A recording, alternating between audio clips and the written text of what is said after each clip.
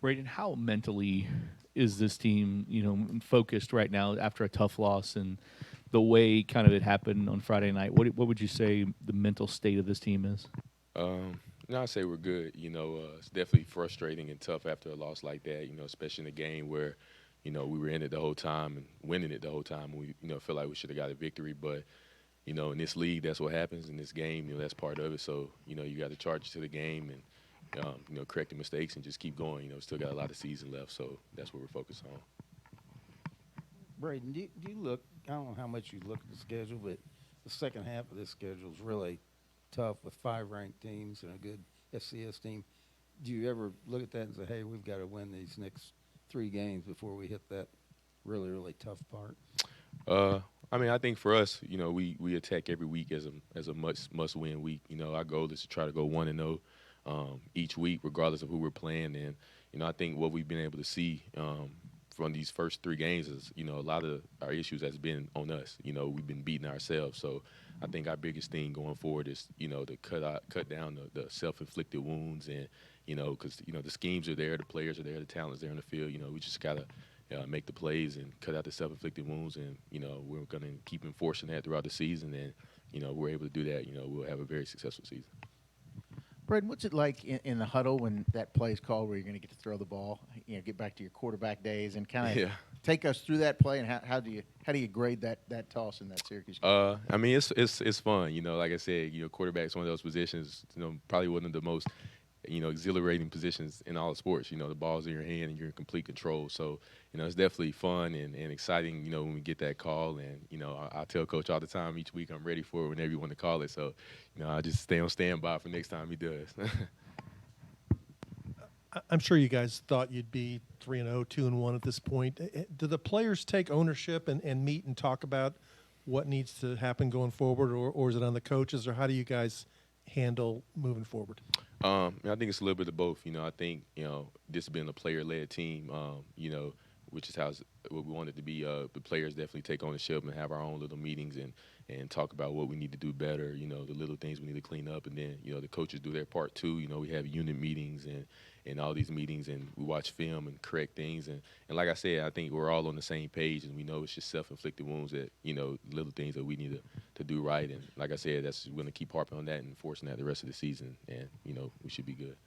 How would you evaluate your play and the passing attack overall in these first three games? What needs to happen to improve it? Well, like I said, I just think we just need to make the plays, and it's an everybody thing, Like I said, the schemes are there. We've got the talent out there to make the plays. We just got to do it as players, Everybody on the field, we just got to keep going, make plays, keep working, and like I said, the schemes and the talent is there. We just got to make the plays, which I'm excited that we're going to do these next 9 games. I mean, I can always get better. I never want to sit here and say I'm satisfied, but I can always get better. I had a drop last night, Friday night as well, that it could have been a turning point in the game. So, like I said, I think it's more so everybody self-reflecting on what can you do better as a person. And I think if we all 11 on offense and 11 on defense can do that, we'll be much more successful throughout the season. When you lose a teammate like D, what's that do to the room? What's the reaction of his teammates, and how do you guys motivate yourselves moving forward to fill up his space? Right. That sucks, man. D's my roommate, a great guy. He's came in, has worked his tail off, and put himself in the position to be successful this year. And unfortunately, that's part of this game. You have injuries like that, and I was just talking to him, and I was in the same position he was in last year. Just with an injury, but he's in great spirits, and we know in the receiver room, regardless of what happens within our room, we're still gonna play this week, still gonna play next week. Life goes on, so we gotta adjust, and we'll be able to do that. We got guys in the room that can flexible and can move around, so coaches will make that adjustment, and I think we'll be just fine moving forward. Can you talk about returning punts? I don't think people think about how hard it is sometimes to field a punt. Right. Yeah. I mean, it's just one of those things where I think it's more about comfortability. If you're comfortable back there and poised back there, you'll be fine, and that just comes with reps. And I think we do a good job in practice and getting a lot of punts up and getting a lot of reps at it. So when the game time comes, it's more so just being comfortable back there and trying to make a play. Braden, who are some guys who you think are ready to maybe take on an expanded role with the Right. Well, I think Amari Huggins, Bruce. Which I'm sure you all guys know him. I think he's gonna get even more involved with DL. Josh Johnson, Jalen Carter. Just a lot of guys that maybe you don't hear as much on the weekends. Just gonna have to step up, and even the guys that have been playing, we all just got to step up. To fill that void of D not being there, and I think we're all excited for the challenge, and I think we'll be able to do it. What has it been like for you, Braden, just to be back on the field after what you went through last year and in the off season? It's awesome, just to get back playing the game that we all love, and like I said, when you're away from the game for that long period of time, you finally get back and you just you gain a different perspective about it. So I think my thing is just trying to be grateful, for each week going out there playing and coming out healthy, and so that's been my mindset. It's just grateful to be back. As his roommate, can you help D a little bit now with what he's going to have to go through?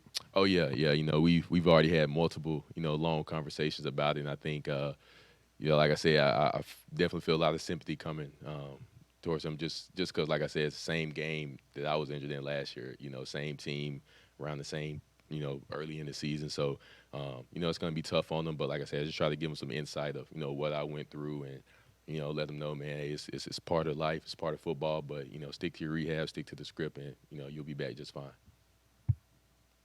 Braden, you mentioned the self-inflicted wounds, but what do you, I guess, feel is the biggest struggle with offense right now and just not being able to score, and how do you feel like you guys can take a step in the right direction against South Florida this week? Right. I think it's, like I said, it's just self-inflicted wounds, whether it be, turnovers, penalties, drop passes, I think it's just on us. I think Coach Taylor, Coach Satterfield have done a tremendous job of scheming things up and putting us in situations to be successful. Now it's just on us to be successful. We're the ones out there, so we got to make the plays. We got to cut out the self-inflicted wounds, and I think that's going to be our next challenge. And once we can get over that hump of shooting ourselves in the foot, I think you'll be able to see this team take off for the rest of the season. Yeah, Braden, on the self-inflicted wounds, maybe the pre-snap penalties in general, like what do you think has gone into those? Is it guys just tightening up and losing it for a sec, or what do you see in those? Well, I think the majority of the time is, probably just, lack of focus or, whatever it may be. A lot of things can go into it, but, whatever it may be, it can't happen, and like I said, when you're playing in this league with these great teams like this, little things like that to get you beat. And I think, we've seen some of that these first three games. And so, like I said, that's something that's just going to have to be a focal point for the rest of the season is, we can't shoot ourselves in the foot. And, like I said, I believe when we come out any game we play in, regardless of who we're playing, we can, eliminate the self-inflicted wounds. We're going to put ourselves in position to win the majority of those games. So. All right. Appreciate y'all.